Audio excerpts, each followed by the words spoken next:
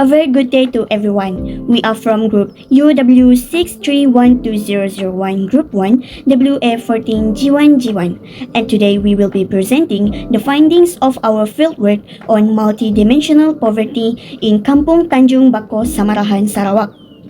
To begin, this study conducted to examine the relationship between the lack of basic infrastructure and the well-being of the resident there. According to Alker 2015, multidimensional poverty is defined as a stage in which individuals or households face multiple and concurrent deprivation across various dimensions of life instead of merely a lack of financial income. To test this concept, we selected Kampung Tanjung Bako as our research location. This traditional coastal settlement has been inhabited since the 1930s. It originally began further inland as Kampung Baru, but the residents relocated to the mangrove cape area because they believed the old site was a spiritually heavy or haunted area. Since this new location was shaped like a cap, which is Tanjung, and surrounded by mangrove trees, which is Bako, its name was changed to Kampung Tanjung Bako. Today, the village is administered by its fourth village head, Mr. Zaidi bin Omon. Characterized by a flat terrain and surrounded by the Batu Belang River, the village has expanded rapidly from just 10 original houses to 241 houses, now accommodating to 1,927 residents. Despite this rapid population growth, deep-rooted structural deprivation remains highly prevalent there. Therefore, to look more closely at how this issue manifests, this presentation will now proceed with the chart data analysis.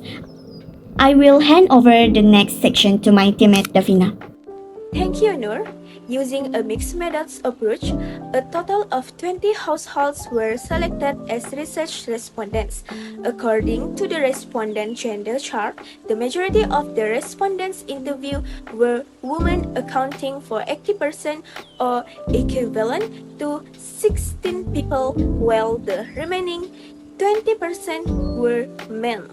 Next, looking at the respondent age chart, a large portion of them are senior citizens aged 61 and above, representing 55%.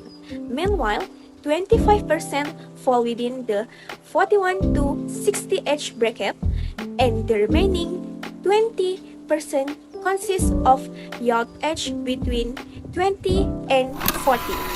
Based on education gap chart, there is a highly significant generational divide. The older generation aged 50 and above mostly complete only primary school or the PMR, which is lower secondary assessment, and some even have no formal education at all. In contrast, the younger generation aged 18 to 49 shows a major academic leap, with 90 SPM holders, 9 diploma holders, and 5 bachelor degree holders. However, financial constraints were found to prevent several SPM school leavers from pursuing higher education. Now, I would like to discuss two important findings from our survey: household density and the education gap. These findings help us better understand the living conditions and educational challenges faced by the community. This demographic data becomes even more critical when we look at the household density chart. The majority of respondents live in large family cluster. 45% have 4 to 5 members, 30% have 6 to 8 members, and 15% of the household are occupied by 9 or more members. These crowded and congested living conditions place an immense financial burden on the heads of households, particularly for those in low-income bracket. Now, let us look at the health deprivation and hidden post chart. Kampung Tanjung Bako completely lacks a health clinic. Residents are forced to travel 15 to 20 kilometers to the Demak Health Clinic. Consequently, residents without vehicles must pay an access tax in the form of higher car fares ranging from 15 ringgit to 30 ringgit per visit. This cost transforms into a critical burden for families managing chronic conditions such as those requiring stroke rehabilitation and dialysis. Moving on to education deprivation in terms of transportation costs. The absence of a secondary school within the village forces students to commute for an hour every day to SMK Bako or SMK Demak. The school when fare costs around 120 ringgit to 130 ringgit per month per child. For poor families, this cost consumes 13% to 15% of the entire family income just for transportation. Next, let us move on to the standard of living and infrastructure issues section. Our study clearly revealed an infrastructure paradox. Mega bridge construction projects, which are supposed to bring long-term development, were found to cause severe immediate disruptions to daily utilities. A total of 50% or 10 households face sudden clean water supply disruptions, which last for 24 hours due to burst pipes caused by their nearby construction site, forcing them to store water in unhygienic blue drums. Furthermore, basic housing safety is a major concern. Out of 20 households, 9 face leaking roofs, 5 deals with rotting wood structures, and 1 severe case where a house partially collapsed from a landslide with delayed government relief. Residents also deal with unstable electricity across 4 homes, slow internet connectivity, and a high school van transit burden of 120 to 130 ringgit a month per child. So to cope with this intense pressure of daily life, our findings shows exactly how the residents survive.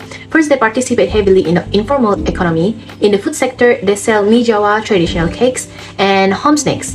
They also exploit natural resources through seasonal fishing, selling coconuts, and growing crops on government land, while some operate small home-based grocery shops. Second, they rely heavily on family support and community tolerance. Household managed by borrowing from friends, pooling their incomes together to cover daily expenses, and depending on their children or grandchildren for physical transportation to distant medical clinics. And finally, formal social assistance programs like SDR and SARA offer vital relief to their daily financial burdens. So next, our next group member will conclude our study. In conclusion, poverty in this area cannot be solved through one of financial assistance alone.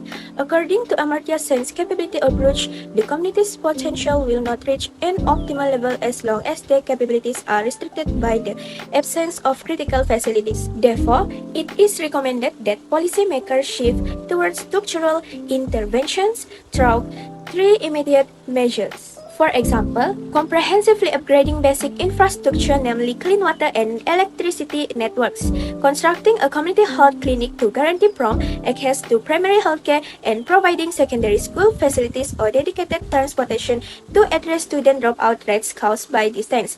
These institutional measures are vital to expanding the residents' capabilities, ultimately enabling them to sustainably break free from the shackles of multidimensional poverty.